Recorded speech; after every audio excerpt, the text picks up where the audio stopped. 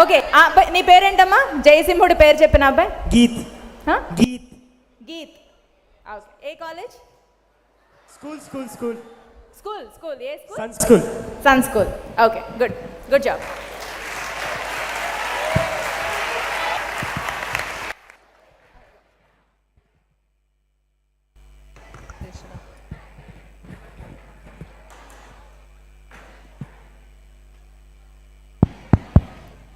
జై శ్రీరామ్. అందరికీ వినిపిస్తోందా? ఓకే. కాశ్యపాన్వయ సంజాతం నారాయణ పదాశ్రితం శ్రీమన్నారాయణం వందే యతీశ్వర శ్రియాజుషం. ఓం అస్మద్గురుభ్యో నమః. ఒకసారి అందరూ గట్టిగా జై శ్రీరామ్, జై శ్రీరామ్, జై శ్రీరామ్. ఓకే, మనం ఈరోజు ఇక్కడికి ఎందుకు వచ్చాం? ఈ సదస్సు పేరేంటి? రామాయణ శంఖారావం. దేని మీద? వాల్మీకి రామాయణం మీద. ఓకే, ఫస్ట్లీ ఇలాంటి ఒక గొప్ప మహాసదస్సులో మాట్లాడే అవకాశం నాకు దొరికిందంటే అది నా పూర్వజన్మ సుకృతం, నా తల్లిదండ్రుల ఆశీర్వాదం, ఆ రామచంద్రుల వారి కృప.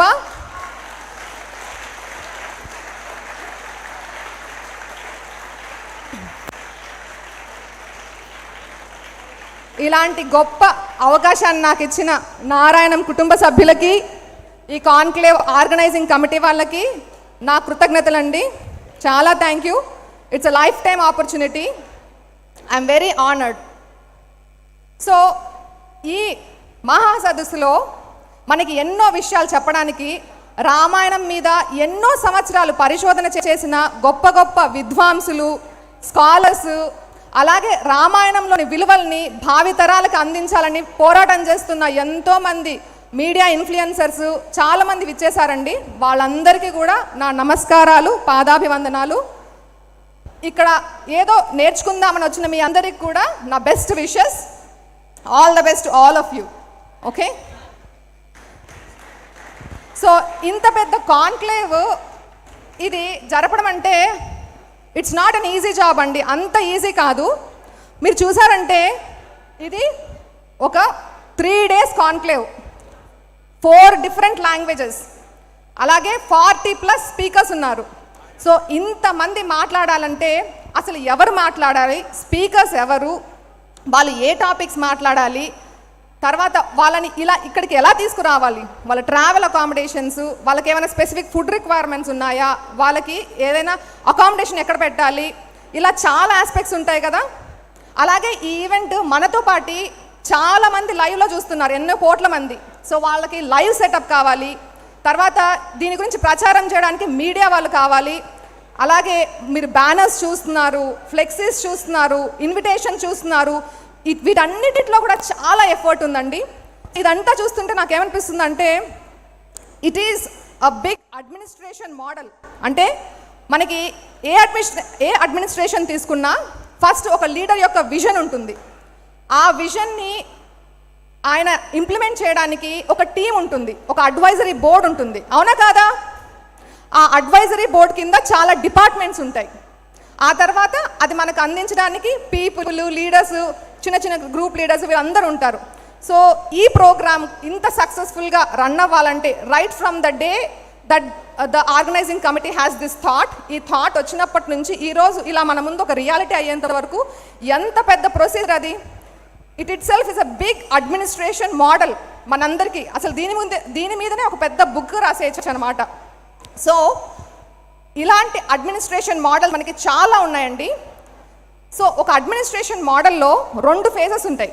ఒకటి ప్లానింగ్ ఫేజ్, ఇంకోటి ఎగ్జిక్యూషన్ ఫేజ్. ఉట్టి ప్లానింగ్ ఉంటే సరిపోతుందా మనకి? అది ఇంప్లిమెంట్ కూడా చేయాలి కదా. అలాగే ఇంప్లిమెంట్ చేసే వాళ్ళు చాలా బాగున్నారు, కానీ ప్లానింగ్ లేదు, అప్పుడు కూడా అది పెద్ద డిజాస్టరే కదా. కాబట్టి 2 ఉండాలి. సో ప్లానింగ్ని మనము గవర్నెన్స్ అంటాము, ఎగ్జిక్యూషన్ని మనము అడ్మినిస్ట్రేషన్ అంటాం అన్నమాట. సో మనకున్న చాలా అడ్మినిస్ట్రేషన్ మోడల్స్లో the best time tested ever lasting model అంటే చాలా సనాతనమైనది, చాలా సక్సెస్ఫుల్ అయినది ఏదైనా ఉంది అంటే అది మన రామరాజ్యం. ఓకే, అటువంటి రామరాజ్యం గురించి, రామరాజ్యంలోని ప్రజలు ఎవరో కాదు, బయట వాళ్ళు కాదు, రామరాజ్యంలోని ప్రజలు ఏమంటున్నారో లెట్స్ సీ. రామో రామో రామైతి ప్రజానామభవన్ కథాః రామభూతం జగదభూత్ రామే రాజ్యం ప్రశాసతి. అంటే రామరాజ్యంలో ప్రజలందరూ ఎప్పుడు రామ రామ రామ రామ అని ఎప్పుడు రామనామ జపమే చేసేవాళ్ళంట. అదేంటి, ఇప్పుడు మనం ఉన్నాం అనుకోండి, మనము మన పేరెంట్స్ గురించో, మన పిల్లల గురించో, మన ఫ్రెండ్స్ గురించో, మన అచీవ్మెంట్స్ గురించో అందరికీ చెప్పుకుంటాము, దాన్ని పదే పదే తలుచుకుంటాం. కానీ మన లీడర్స్ గురించి అంత ఎక్కువ తలుచుకుంటామా? ఇట్స్ వెరీ రేర్, అవునా కాదా? కానీ రామరాజ్యంలో అందరూ రాముల వారిని తలుచుకుంటున్నారంటే అసలు ఆయన పాలన ఎంత బాగుంటుందో కదా, ఆయన అందరిని ఎంత ప్రేమగా చూసుకున్నారో. అసలు రామరాజ్యం ఎలా ఉందో ఇంకో శ్లోకం ద్వారా తెలుసుకుందాం. నిత్య పుష్ప నిత్య ఫలాః తరవస్కంద విస్తృతాః కాలే వర్షి చ పర్జన్యః సుఖస్పర్శశ్చ మారుతాః. అంటే రామరాజ్యంలో ఎప్పుడు టైంకి వర్షాలు పడేవంట. సో టైంకి వర్షాలు పడితే ఏమవుతాయి, మనకి పంటలు చక్కగా పండుతాయి, అవునా? పంటలు బాగా పండితే ఏమవుతుంది, మనకి చాలా ఫుడ్ ఉంటుంది, మన ధాన్యాగారం అంతా ఫుల్ ఉంటుంది, అవునా? ధాన్యాగారం అంతా ఫుల్ ఉంటే ఏమవుతుంది, మనకి ధనం, డబ్బులు కూడా, వెల్త్ కూడా చాలా ఉంటుంది, అవునా కాదా? సో ఒక రాజ్యంలో డబ్బులు బాగా ఉంటే ఏమవుతుంది, ఎన్నో వెల్ఫేర్ యాక్టివిటీస్ చేయొచ్చు కదా. ఎడ్యుకేషన్ కోసం కావచ్చు, hospitals, roads, infrastructure, buildings, flyovers ఎన్నో చేయొచ్చు, అవునా కాదా? సో రామరాజ్యంలో ఎలా ఉండేదంటే ధాన్యం చాలా సమృద్ధిగా ఉండేది. తర్వాత పశు సంపద అంటే క్యాటిల్ కావచ్చు, క్యామెల్స్ కావచ్చు, హార్సెస్ కావచ్చు, ఇలా చాలా ఉండేవన్నమాట. అలాగే పచ్చగా ఎప్పుడు సస్యశ్యామలంగా ఉండేది. అసలు రామరాజ్యంలో నీళ్ళంట చాలా స్వచ్ఛంగా, చాలా తీయగా, చక్కెరలాగా, షుగర్ కేన్ జ్యూస్ లాగా ఉండేదంట. ఇన్ని మంచి వెల్ఫేర్ యాక్టివిటీస్, ఇంత అభివృద్ధి, ఇంత సుసంపన్నంగా ఉన్న దేశంలో ప్రజలు ఎలా ఉంటారు, చాలా సాడ్గా ఉంటారు కదా? కాదు, చాలా హ్యాపీగా ఉంటారు కదా. సో వాళ్ళు they were all very content, 100% satisfaction. అలాగే చాలా నిజాయితీగా ఉండేవారు, అసలు ఆకలి అనేదే తెలియదు వాళ్ళకి.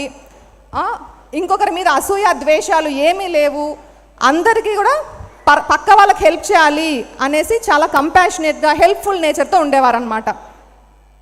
సో ఇవన్నీ చూస్తే మనకి this is a result of a good administration, అవునా కాదా? సో ఇలాంటి ఒక రిజల్ట్ రావాలంటే ఒక అడ్మినిస్ట్రేషన్ ఎలా ఉండాలి తెలుసుకుందామా? ఓకే, సో ఎనీ అడ్మినిస్ట్రేషన్, ఇందాకే మనం చెప్పుకున్నాం కదా మన ఈ ఆర్గనైజింగ్ కమిటీ యొక్క అడ్మినిస్ట్రేషన్ గురించి. So key elements of any administration should have a leader, then advisory board, ministers, department, people, అలా. సో ఒక లీడర్కి ఎటువంటి క్వాలిటీస్ ఉండాలో అని చెప్పి ఎవరో కాదు, అ గ్రేట్ లీడర్ అయిన దశరథుల వారు ఏం చెప్పారో లెట్స్ సీ. దశరథుల వారు ఏ సందర్భంలో చెప్పారంటే, రాముడికి పట్టాభిషేకం చేద్దామన్న ఆలోచన వచ్చింది. ఇంకా నేను రిటైర్ అయిపోదాము, రాముడిని రాజుని చేద్దాము అని. సో నేను రాజును కదా, నేను ఒక్కనే డెసిషన్ తీసుకుంటే సరిపోతుంది, నేను మోనార్క్ అని ఆయన డెసిషన్ తీసుకోలేదు. ఆయన రాజ్యంలో ఉన్న మినిస్టర్స్ని, అడ్వైజర్స్ని, సామంత రాజుల్ని అంటే అలైడ్ ఫోర్సెస్ని, తర్వాత డిఫరెంట్ లీడర్స్ ఉంటారు కదా, ఆర్మీ లీడర్స్, డిఫరెంట్ డిపార్ట్మెంట్ లీడర్స్ని, పీపుల్, అది పట్టణంలో వాళ్ళు కావచ్చు, పల్లెటూరు వాళ్ళు కావచ్చు, అలా డిఫరెంట్ సెక్టర్స్కి సంబంధించిన ప్రజలందరినీ కూడా ఒక చోట అసెంబ్లీ చేసి ఆయన అభిప్రాయాన్ని చెప్పారు, రాముడిని రాజ్యం చేద్దాం అనుకుంటున్నా అని. అప్పుడు ప్రజలు ఏమని ఉంటారు, ఎనీ గెసెస్? కావాలా వద్దా? కావాలి. అంటే ఇచ్ఛామోహిం మహాబాహుం కావాలి రాముడు, కావాలి రాముడు, రాముడు కావాలి కాదు, కావాలి రాముడు అంటే ముందు వాళ్ళ డెసిషన్ చెప్పేస్తున్నారు, కావాలి మాకు అని చెప్పేసి. అలా చెప్తుంటే విమానం కంపయన్నివా, ఇప్పుడు ఈ రూఫ్ ఉందే ఆ రూఫ్ అంతా దద్దరిల్లిపోయిందంట. మీరందరూ బాహుబలి సినిమా చూసారా? అందులో ఇంటర్వల్ బ్యాంక్లో ఒక సీన్ ఉంటుంది, బాహుబలి బాహుబలి అని. ఆ సీన్ గుర్తుందా మీ అందరికీ? అప్పుడు మనకి ఆ రికార్డింగ్ ఎఫెక్ట్ ఎలా ఉండేది, ఆ భూమి అంతా దద్దరిల్లిపోయినట్టు ఉండేదా? సో అలా రూఫ్ అంతా దద్దరిల్లిపోయిందంట. విమానం కంపయన్నివా అంటే they all unanimously supported the decision. So ఆ సందర్భంలో దశరథుల వారు ఓకే అందరు నేను సెలెక్ట్ చేశారు, పద వెళ్ళి పండగ చేసుకుందాం అని చెప్పలేదు. కూర్చోబెట్టి ఒక లీడర్ అంటే ఎలా ఉండాలి అని చెప్పి చాలా విషయాలు చెప్పారు. అందులో కొన్ని చూద్దాం. ఫస్ట్ అండ్ ఫార్మోస్ట్ ఒక లీడర్కి ఉండాల్సిన లక్షణము ఫెయిత్ ఇన్ ద స్క్రిప్చర్స్, అంటే శాస్త్రం పట్ల, ధర్మం పట్ల, అంటే ఈ రోజుల్లో రాజ్యాంగం పట్ల విశ్వాసం, ఫెయిత్ ఉండాలి. ఫెయితే కాదు, దాని గురించి క్షుణ్ణంగా ఒక ఐడియా ఉండాలి, అవగాహన ఉండాలి. ఉట్టి నాలెడ్జ్ ఉంటే సరిపోతుందా? దాన్ని ఇంప్లిమెంట్ అంటే ప్రాక్టీస్ కూడా చేయాలి, అంటే ఆచరించాలి. సో విశ్వాసం ఉండాలి, అవగాహన ఉండాలి, ఆచరణ ఉండాలి. అలా ఆచరించిన నాయకుడి పైన అందరికీ గౌరవం ఉంటుంది. అతను ఒక విజనరీ అయి ఉండాలి, ఫిజికల్గా మెంటల్గా చాలా స్ట్రాంగ్గా ఉండాలి, మంచి డెసిషన్స్ తీసుకోవాలి. ఇలా ఎన్నో క్వాలిటీస్ చెప్తూ ఇలాంటి ఒక లీడరు మనకి ఇన్స్పిరేషన్గా ఉండాలి, రోల్ మోడల్గా ఉండాలయ్యా అని దశరథుల వారు రాముడికి చెప్తారు. అలాగే రాముడు కూడా తనని అయోధ్యకాండలో చూడ్డానికి వచ్చిన భరతుడితో కశ్చిత్ సర్గ అని 100వ సర్గ ఉంటుందన్నమాట అయోధ్యకాండలో, అందులో చెప్తారనమాట. అలాంటి ఒక గొప్ప రాజుకి ఒక సలహాదారులు కూడా ఉండాలి కదా, ఒక సపోర్ట్ సిస్టమ్ ఉంటేనే కదా మనం బాగా పని చేయగలము. ఎక్కడైనా తప్పు చేస్తుంటే మనల్ని గైడ్ చేయాలి. సో అలాంటి అడ్వైజరీ ఒక బోర్డు కూడా ఉండాలి. అలాంటి అడ్వైజర్స్ ఎలా ఉండాలి అంటే నేషన్ ఫస్ట్, అంటే రాజు యొక్క రాజ్యం యొక్క వెల్ఫేరే వాళ్ళ ఫస్ట్ ప్రయారిటీ అయి ఉండాలన్నమాట. అలాంటి అడ్వైజర్స్ ఉండాలి. అలాంటి అడ్వైజర్స్ మన అయోధ్యలో చాలామంది ఉన్నారు. వశిష్ఠుడు, జాబాలి, కాశ్యపుడు, ఇలాంటి వాళ్ళందరినీ నువ్వు గౌరవిస్తున్నావా అని రాముల వారు భరతుని అడుగుతారు. అలాగే మినిస్టర్స్కి సెలెక్ట్ చేయడానికి రామరాజ్యంలో ఒక మంచి వ్యవస్థ ఉండేదంట. అదేంటంట అంటే మినిస్టర్స్కి మినిమం ఎడ్యుకేషనల్ క్వాలిఫికేషన్స్, అంటే ఇందులో శాస్త్రం గురించి తెలిసిన కొంతమందిని సెలెక్ట్ చేసి, అది కూడా వాళ్ళకి తెలియకుండానే షార్ట్ లిస్ట్ చేసి, వాళ్ళకి తెలియకుండానే కొన్ని టెస్ట్లు పెట్టేవాళ్ళు. ఎలాంటి టెస్ట్లు? ఇప్పుడు మనకున్న ఆబ్జెక్ట్ క్వశ్చన్స్, లేకపోతే ఎస్ఏ ఆన్సర్స్, ఇలాంటివి కాదు. ఇలాంటి వాటి వల్ల మన పాయింట్ ఆఫ్ వ్యూ తెలుస్తుందే కానీ మనం నిజంగా అటువంటి నేచర్ మనకు ఉందా లేదా అని తెలుస్తుందా? ఎందుకంటే మనం పేపర్ మీద ఎన్నో రాస్తాం, అవన్నీ పాటిస్తామా ఏంటి? ఏమంటారు?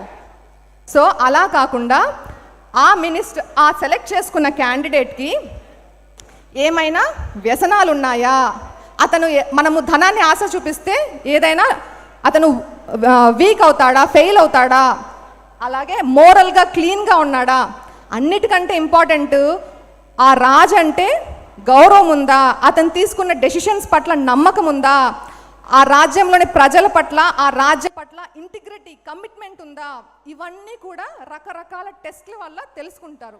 అలాగే మినిస్టర్స్కి ఉండాల్సిన మంచి లక్షణం to be able to advise the leader, అలాంటి అడ్వైజ్ చేసే కెపాసిటీ ఉందా, ఇవన్నీ చెక్ చేసి అప్పుడు ఆ మినిస్టర్ని ఎంపిక చేసుకుంటారు. అలాంటి గొప్ప క్వాలిటీస్ ఉన్న మినిస్టర్స్ని ఎంపిక చేసుకున్నాక, అలాంటి చేసుకున్న వాళ్ళు చాలామంది ఉన్నారు. రామరాజ్యంలో 8 మంది మినిస్టర్స్ ఉన్నారన్నమాట. సో ఆ మినిస్టర్స్ వాళ్ళందరి సలహాలు పాటిస్తున్నావా అని కూడా రాముల వారు భరతుణ్ణి అడుగుతారు. సో ఇలాంటి మినిస్టర్స్తో పాటి ఇప్పుడు మనకి మినిస్టర్స్ అంటే ఫైనాన్స్ మినిస్టర్, డిఫెన్స్ మినిస్టర్, ఇలా చాలా పోర్ట్ఫోలియోస్ ఉన్నాయి, అవునా కాదా? మన ఫైనాన్స్ మినిస్టర్ ఎవరు?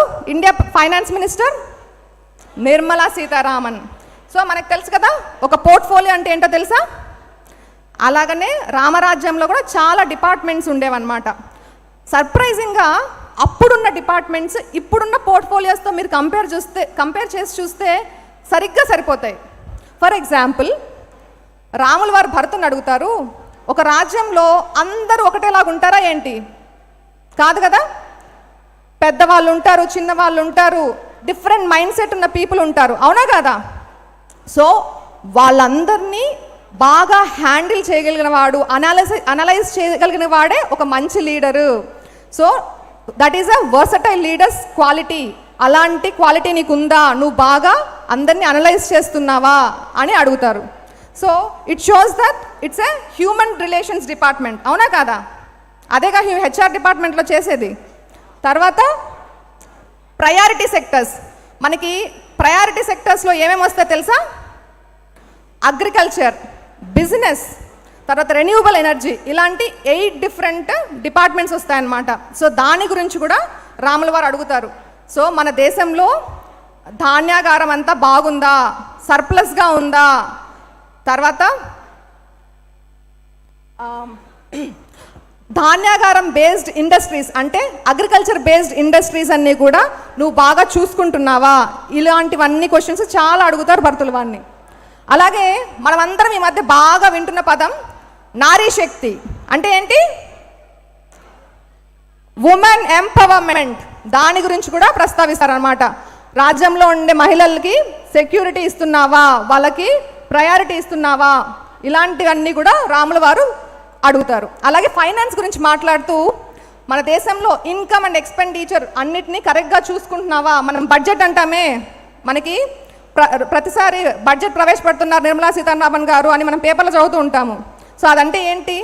సో ఎప్పుడు కూడా మన ఎక్స్పెండిచర్ తక్కువ ఉండాలి, ఇన్కమ్ ఎక్కువ ఉండాలి. అప్పుడే కదా మనము వెల్ఫేర్ యాక్టివిటీస్ మీద కానీ లేకపోతే ఉపాధి పథకాల మీద కానీ స్పెండ్ చేయొచ్చు, అవునా కాదా? ఇన్కమ్ తక్కువగా ఉండి ఎక్కువ ఖర్చులే అంటే ఏమవుతుంది? దేశం అప్పుల పాలవుతుంది, కరెక్టా? సో అలా చేయొచ్చా? లేదు. సో జాగ్రత్తగా ఉండు. అలాగే డిఫెన్స్. ఒక కంట్రీలో డిఫెన్స్ సిస్టమ్ చాలా ఇంపార్టెంట్, అవునా కాదా? సో దాని గురించి కూడా ప్రస్తావిస్తారనమాట.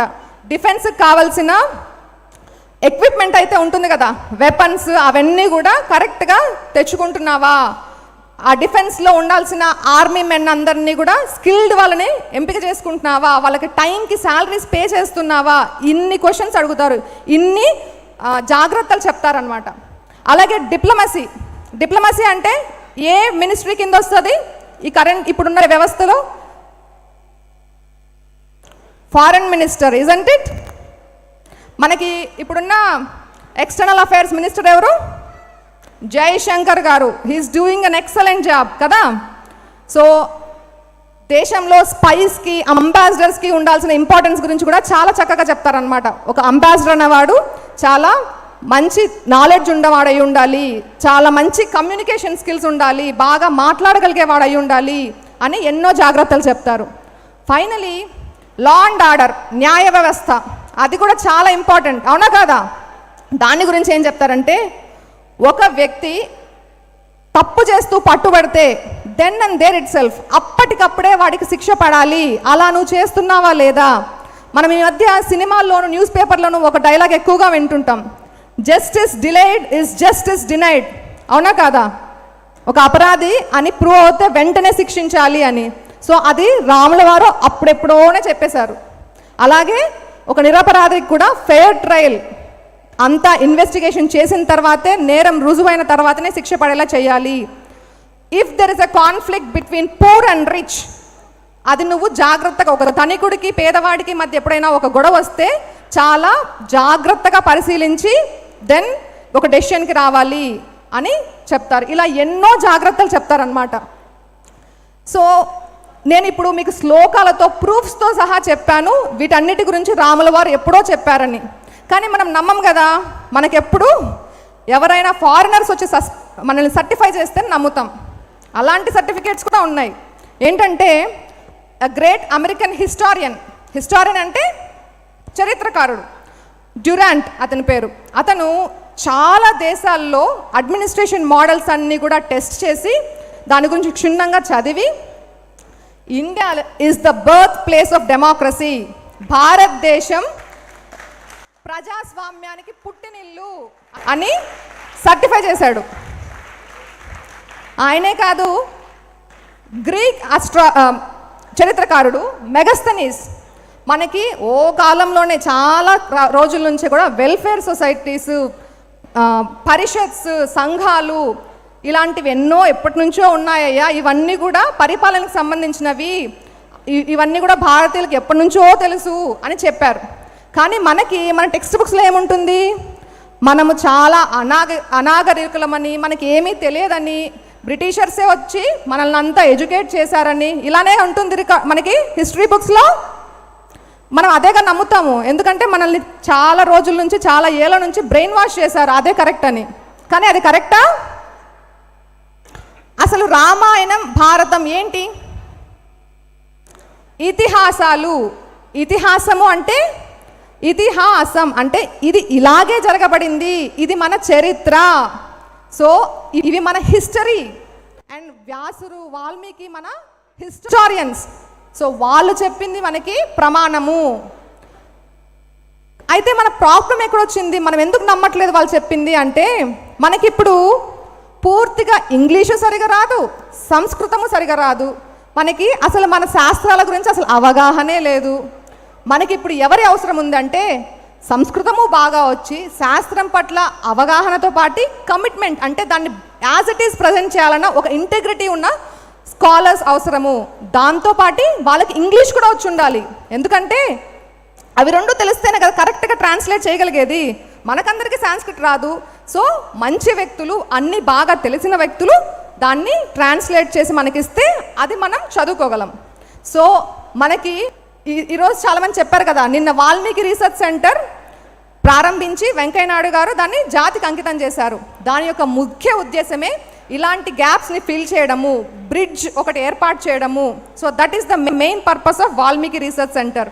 So it's use it effectively. So ఇలాంటి కాన్వర్జేషన్స్, ఇలాంటి ఇన్ఫర్మేషన్ మనకి రామాయణంలో చాలా కాన్వర్జేషన్స్లో ఉందన్నమాట, చాలా సంభాషణలో వీటి గురించిన ఎక్స్టెన్సివ్ నాలెడ్జ్ మనకు ఉంది. మనము దాని మీద ఎఫర్ట్ పెట్టాలి అంతే. సో ఇప్పుడు మనం ఇన్ని మాటలు మాట్లాడుకున్నాం కదా, మనకి ఏం తెలుస్తోంది, రామరాజ్యంలో రాజుకి శాస్త్రం ప్రమాణం. శాస్త్రం అంటే ధర్మబద్ధమైనది. కానీ ధర్మం అంటే ఏంటి? ఈరోజు మనకి ముందుగా మాట్లాడిన శ్రీనివాస స్వామి వారు కావచ్చు, కృష్ణమాచార్య స్వామి గారు కావచ్చు, ధర్మం గురించి చాలా చక్కగా చెప్పారు మనకి. కానీ మీకు అర్థంలాగా ఇంకా సింపుల్గా చెప్తాను. ధర్మం అంటే చాలా ఈజీ. ఒక ఎగ్జాంపుల్తో చూద్దాం. మనకి ఒక డిపార్ట్మెంట్ ఉందనుకుందాం, let's say finance department. So ఒక ఫైనాన్స్ డిపార్ట్మెంట్ని మనం స్టార్ట్ చేసినప్పుడు దానికంటూ ఒక ఆబ్జెక్టివ్స్ ఉంటాయి, అవునా కాదా? ఏదైనా ఒకటి డిపార్ట్మెంట్ స్టార్ట్ చేసినప్పుడు దానికి ఒక విజన్, ఆబ్జెక్టివ్స్ ఇలాంటివన్నీ మనము డిఫైన్ చేసుకుంటాం. సో ఏ ఆబ్జెక్టివ్స్ డిఫైన్ చేసి ఒక డిపార్ట్మెంట్ స్టార్ట్ చేయబడిందో ఆ ఆబ్జెక్టివ్స్ అన్నీ, ఆ గోల్స్ అన్నీ చక్కగా నిర్వర్తించబడితే అది ధర్మబద్ధమైన డిపార్ట్మెంట్. అది అలా పర్పస్ ఓరియంటెడ్గా కాకుండా పర్సన్ ఓరియంటెడ్గా, అంటే ఎవరైతే స్టార్ట్ చేశారో కేవలం వాళ్ళ ప్రయోజనాల కోసం మాత్రమే, అంటే ఒక పర్సన్ ఓరియంటెడ్గా ఉంటే అది అధర్మబద్ధమైనది. సో మనమంతా పర్పస్ ఓరియంటెడ్గా ఉండాలి. ఒక డిపార్ట్మెంటే కాదు, మనము, మన ఫ్యామిలీ, మన సొసైటీ, మన కంట్రీ కూడా పర్సన్ ఓరియంటెడ్గా, లీడర్ ఓరియంటెడ్గా ఉండకూడదు. పర్పస్ ఓరియంటెడ్, గోల్ ఓరియంటెడ్గా ఉండాలి. అదే ధర్మము. It is as simple as that. Okay, అలా మనకి రామరాజ్యం టైంలో 3 రాజ్యాలు ఉండేవన్నమాట. ఇంకా చాలా ఉన్నాయి, కానీ మనం కంపారిజన్కి జస్ట్ 3 రాజ్యాలు తీసుకుందాం. ఆ 3 రాజ్యాల్లో లంక అనే మాట అందరూ విన్నారా? లంక రాజు ఎవరు? రావణాసురుడు. అలాగే కిష్కింధకి వాలి, తర్వాత సుగ్రీవుడు. సో లంక రాజ్యంలో కిష్కింధ, అయోధ్య మూడింటికి చూస్తే సిమిలారిటీస్ ఏంటంటే అన్నిట్లో కూడా బాగా చదువుకున్న వాళ్ళు ఉన్నారు, స్కాలర్స్, పండితులు ఎంతోమంది ఉన్నారు. అన్ని చోట్ల కూడా వెల్త్ అంటే సంపద చాలా బాగుంది. కంపేర్ చేస్తే అయోధ్య కంటే లంకలో ఇంకా చాలా ధనం ఉంది. సువర్ణ లంక, చాలా వెల్త్ ఉంది. అయినా కూడా మనమందరము లంకా రాజ్యం కావాలి, కిష్కింధ రాజ్యం కావాలని ఎందుకు కోరుకోవట్లేదు? ఎందుకు రామరాజ్యం కోరుకుంటున్నాం? ఎందుకంటే లంకలో ధర్మం లేదు, అక్కడ అందరూ పర్సన్ ఓరియంటెడ్గా ఉన్నారు. ఒక పర్సన్, ఒక లీడరు అతని రెస్పాన్సిబిలిటీస్ మర్చిపోయి ఎప్పుడు అతని స్వంతం గురించి, అంటే తన కామము తన కోరిక గురించే మిగతా అన్నీ మర్చిపోయి తన లాభం కోసమే ఇతరుల్ని పట్టించుకోకుండా, ఇతరుల సలహాలను పట్టించుకోకుండా ఉన్నాడు. కాబట్టి అతను అధర్మాత్ముడు. He is not a responsible citizen, not a responsible father, not a responsible husband, not a responsible brother. అతని సెల్ఫిష్నెస్ కోసము కేవలం అతని నాశనం అవడమే కాకుండా అతని పిల్లల్ని, అతని తమ్ముళ్ళని, వాళ్ళ పిల్లల్ని, మినిస్టర్స్ని, వాళ్ళ పిల్లల్ని అందరినీ కూడా సమూలంగా నాశనం అవ్వడానికి కారణమయ్యాడు. అందుకే ఇట్స్ ఏ ఫెయిల్డ్ మోడల్. అది మనకు అవసరం లేదు. అలాగే మనం కిష్కింద చూసుకున్నాం అనుకోండి, కిష్కిందలో వాళ్ళకి కూడా శాస్త్రం బాగా తెలుసు, బాగా పాటించేవాడు కూడా. కానీ ఒక సందర్భంలో అతని తమ్ముడి మీద ఒక మిస్అండర్స్టాండింగ్ వల్ల అతని తమ్ముడు చెప్పిన మాటల్ని నమ్మకుండా వాళ్ళ తమ్ముడిని అనుమానించి రాజ్యం నుంచి తరిమేశారు. అలాగే వాళ్ళ తమ్ముడి భార్యను కూడా లాక్కున్నాడు. సో అధర్మాన్ని వైపు మొగ్గడం వల్ల, సో ధర్మం నుంచి డీవియేట్ అవ్వడం వల్ల అతన్ని సంహరించాల్సి వచ్చింది. సో ఇలాంటి పరిస్థితులు అయోధ్యలో రాలేదంటారా? ఇలాంటి కాన్ఫ్లిక్ట్స్ అయోధ్యలో కూడా వచ్చాయి. కానీ అప్పుడు రాముడు వాళ్ళలాగా బిహేవ్ చేయలేదు. కైకేయి నువ్వు రాజ్యం వదిలేసి అడవికి వెళ్ళు అన్నప్పుడు రాముడు నేను వెళ్ళను, నేను ఎందుకు వెళ్ళాలి అని క్వశ్చన్ చేయలేదు. దశరథుల వారు రామా నేను నిన్ను వదిలి ఉండలేనయ్యా, ఇది కరెక్ట్ కాదు, నువ్వు కైకేయి మాట వినాల్సిన అవసరం లేదు, నా మాట అస్సలు వినాల్సిన అవసరం లేదు, నువ్వు నన్ను జైల్లో పెట్టేసేయి, నువ్వే రాజైపో అని చెప్పినప్పుడు రాముడు ఇంకే పితృవాక్య పరిపాలన అంటే ఇదే కదా, మా నాన్నే చెప్తున్నాడు నన్ను ఉండిపోమని చెప్పేసి ఉండిపోవచ్చు కదా. అలా ఉన్నాడా? లేదు. నాన్న అది కాదు ధర్మం అంటే, ఒక కొడుకుగా నువ్వు ఎవరికైతే మాట ఇచ్చావో ఆ మాటకి కట్టుబడి ఉండాలి, దాన్ని గౌరవించాలి, నిన్ను గెలిపించాలి అని చెప్పేసి ధర్మం మీద నిలబడ్డాడు. అందుకే ఆయన మనకి రోల్ మోడల్ అయ్యాడు. రామరాజ్యం మనకి రోల్ మోడల్ అయ్యింది. సో ఇదేంటో తెలుసా మీకు? ఆ ఇమేజెస్ చూస్తే ఏమర్థమవుతుంది మీకు? సో మన Indian constitution framework is highly dependent on రామరాజ్యం బేస్గా తీసుకొనే మన రాజ్యాంగం తయారు చేయబడింది. అందులో జస్టిస్ సిస్టమ్ గురించి కావచ్చు, డెమోక్రసీ గురించి కావచ్చు, ఈక్వాలిటీ గురించి కావచ్చు, దేని గురించి తీసుకున్నా రామరాజ్యం మీద బేస్ అయ్యే చేశారు. అందుకే మీరు ఆ ఇమేజ్ చూస్తే ఆ ఇమేజ్ ఏంటో తెలుసా? అక్కడ ముగ్గురు ఉన్నారు. ఎవరు వాళ్ళు? ఎవరా ముగ్గురు? రాముడు, సీత, లక్ష్మణుడు. వాళ్ళు అయోధ్యకి తిరిగి వస్తున్నారు పట్టాభిషేకం కోసం. ఆ ఇమేజ్ మన కాన్స్టిట్యూషన్లో ఉంది. కానీ ఇప్పుడు అన్ఫార్చునేట్గా ఏమవుతుందంటే, రాజ్యాంగానికి కొత్త డెఫినేషన్ ఇవ్వాలని చెప్పేసి నిన్న ఇక్కడికి వచ్చారు చిలుకూరు సౌందరరాజన్ గారు, ఆర్టికల్ 26 గురించి మాట్లాడారు. సో కొంతమంది ఈ ఇమేజెస్ అన్నీ కేవలం డెకరేషన్ కోసం మాత్రమే ఉన్నాయి, అసలు భారత రాజ్యాంగం రామరాజ్యం మీద బేస్ అయ్యి లేదు అని కొత్తగా ఒకటి స్టార్ట్ చేశారు. సో దాన్ని ఖండిస్తూ ఆయన ఒక మూమెంట్ తీసుకొస్తున్నారు. సో మనందరం వారికి సపోర్ట్ చేయాల్సిన బాధ్యత ఉందా లేదా? Let's all support him. Okay, finally మనం ఒక మంచి కథ చెప్పుకుందామా? అందరికీ కథలు అంటే ఇష్టమా? ఓకే. అనగనగనగా ఒక ఊర్లో ఒక వ్యక్తి ఉన్నాడు. ఆయన పేరు రామయ్య. ఆ రామయ్య చాలా మంచివాడు, అన్ని విషయాలు బాగా తెలిసినవాడు. అతను ఇంటింటికి వెళ్ళి ప్రజలకు ఏమైనా సమస్యలు ఉన్నాయేమో తెలుసుకొని వాటికి ఆయనకు తోచినంతలో హెల్ప్ చేసేవాడు అనమాట. అలా చాలామందికి హెల్ప్ చేస్తూ ఉంటే అందరికీ నచ్చి ఆయనకు ఒక గిఫ్ట్ ఇద్దాం అనిపించింది. సో ఒక గాడిదని గిఫ్ట్గా ఇచ్చారు. సో అంటే ఆ కాలంలో మనకి బైకులు, స్కూటర్లు ఇలాంటివి లేవన్నమాట. అందుకే మోడ్ ఆఫ్ ట్రాన్స్పోర్టేషన్ కింద గాడిదనిచ్చారు. సో ఆ గాడిద మీద నెక్స్ట్ రోజు నుంచి ఆయన వెళ్తూ ఉండేవాడు. ఫస్ట్ అంతా బాగానే ఉండింది. కొద్ది రోజు అప్పుడు ప్రజలు ఏం చేసేవారంటే ఆయనతో పాటి ఆ గాడిదకు కూడా సత్కారం చేసేవాళ్ళు. అంటే పూలదండలు వేయడము, హారతులు ఇవ్వడము, బొట్లు పెట్టడము, తర్వాత మంచి మంచి ఫుడ్ ఇవ్వడము. సో పోను పోను ఆ గాడిదకి పొగరు వచ్చేసింది. అరే ఇవన్నీ నా కోసం చేస్తున్నారు, నేను చాలా గొప్ప అని ఫీల్ అవ్వడం స్టార్ట్ అయింది. ఒకరోజు ఏం చేసింది, రామయ్యని కింద పడేసింది. అది ప్రజలు చూశారు. చూసి ఏం చేసి ఉంటారు, దాన్ని తరిమేశారు. నెక్స్ట్ రోజు రామయ్యకి ఇంకొక మంచి గిఫ్ట్ ఇచ్చారు, ఒక గుర్రం కొనిచ్చారు. సో ఈ కథని చూస్తే రామయ్య ధర్మం, గాడిద గవర్నెన్స్. అంటే as long as governance is based and rooted in ధర్మ, పాలనకి ధర్మం మూలమైనంతసేపు ప్రజలు అప్రిషియేట్ చేస్తారు, ప్రజలు వాళ్ళ వెల్ఫేర్ కోసం ఉపయోగపడుతుంది. అది ఎప్పుడైతే పాలనా వ్యవస్థ ధర్మబద్ధంగా లేదో దాన్ని మార్చాల్సిన టైం వచ్చినట్టు లెక్క. So governance should always be rooted in ధర్మ.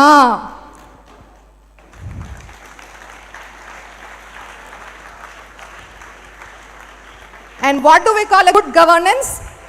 ఒక గుడ్ గవర్నెన్స్ అంటే ఏంటంటే, రైట్స్ అంటే ఏంటి, రైట్స్ని తెలుగులో ఏమంటాము, హక్కులు. రెస్పాన్సిబిలిటీస్ అంటే బాధ్యతలు.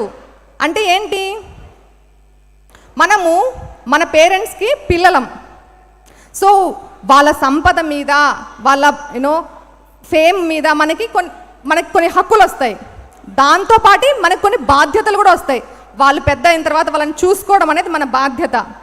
వాళ్ళ నుంచి మనకి హక్కులు వస్తాయి, కొన్ని బాధ్యతలు ఉంటాయి, right?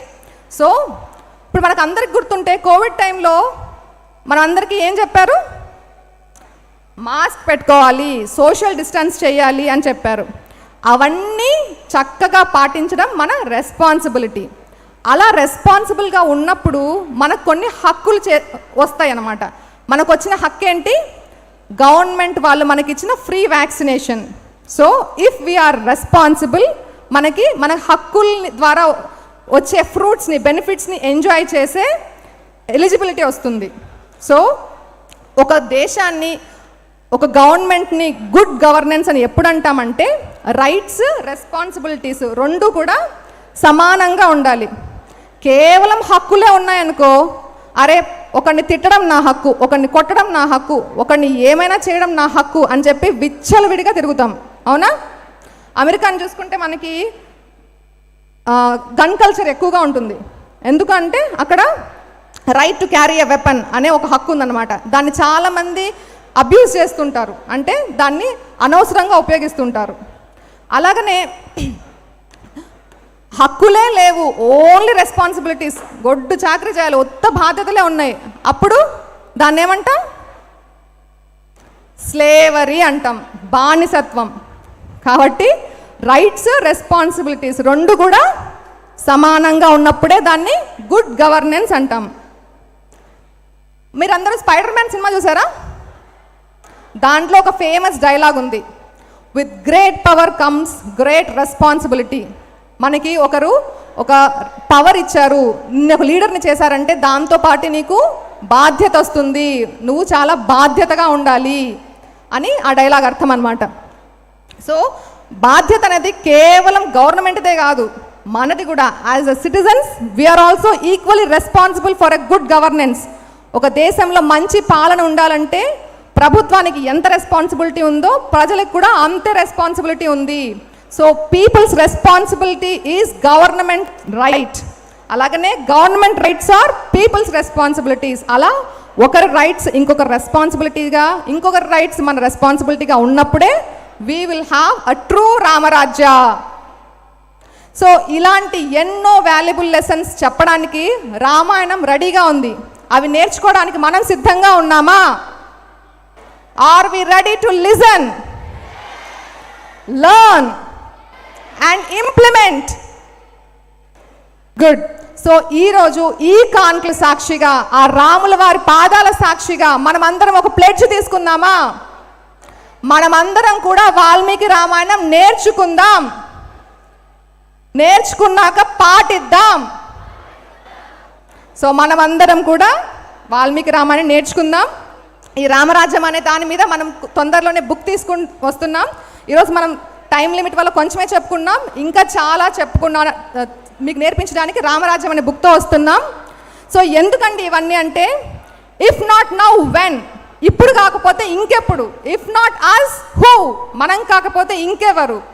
With that I conclude. Thank you. జై శ్రీరామ్, జై హింద్.